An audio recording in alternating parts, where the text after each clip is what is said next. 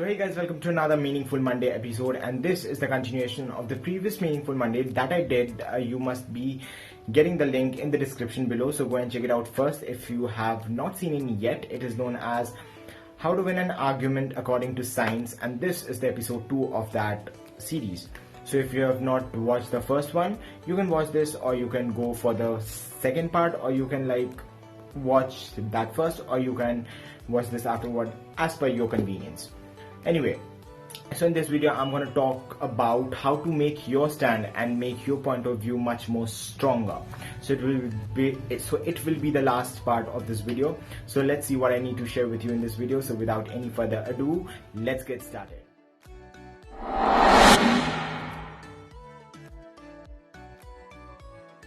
So the list, point number 1 is how to make your point of view, and in that, number 1 is know your points thoroughly.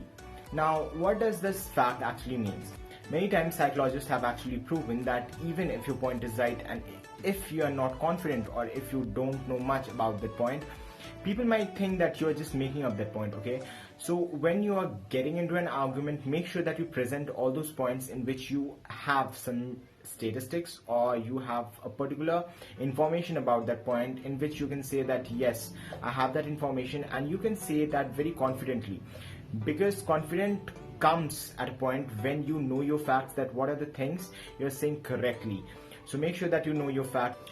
So in the list, my point number 2 is try to soften the argument by using hedges.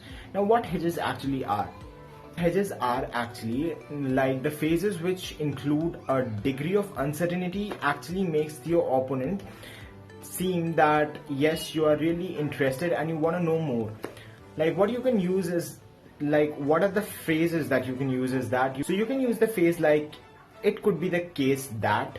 So in this way, you are giving your point very confidently, but at the same time you are showing that you are a bit unsure, and at that point your argument will have a strong point.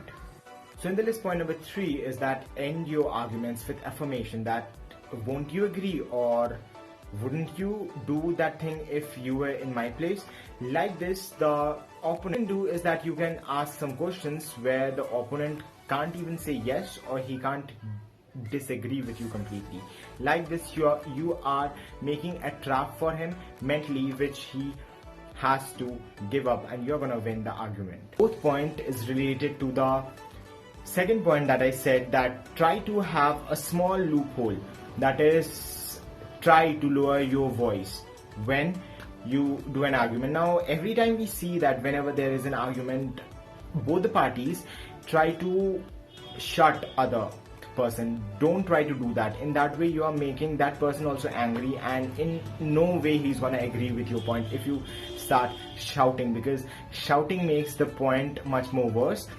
At the same time, if you keep your voice calm, or if you speak politely, there are chances, or your chances of winning the argument becomes much more higher. So my another point is that identify the common ground in which both of you are agreeing, and try to appreciate that thing genuinely.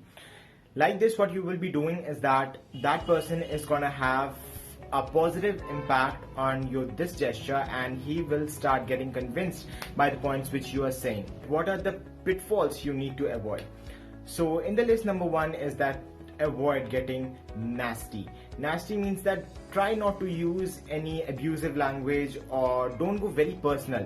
Very personal, like you should not go personal with that person, because personal thing really gets very worse with time, and a small argument can lead to a big fight between both the parties. So you need to avoid this thing. Stop. If you abuse, stop doing that, because in argument, if you use very negative words or very abusive words, your standard is gonna get lower, and you might, or you will lose the argument, because people don't appreciate the negativity. Watch your posture. So in the list, number 2 is this point, that is watch your posture to avoid any pitfalls during your arguments.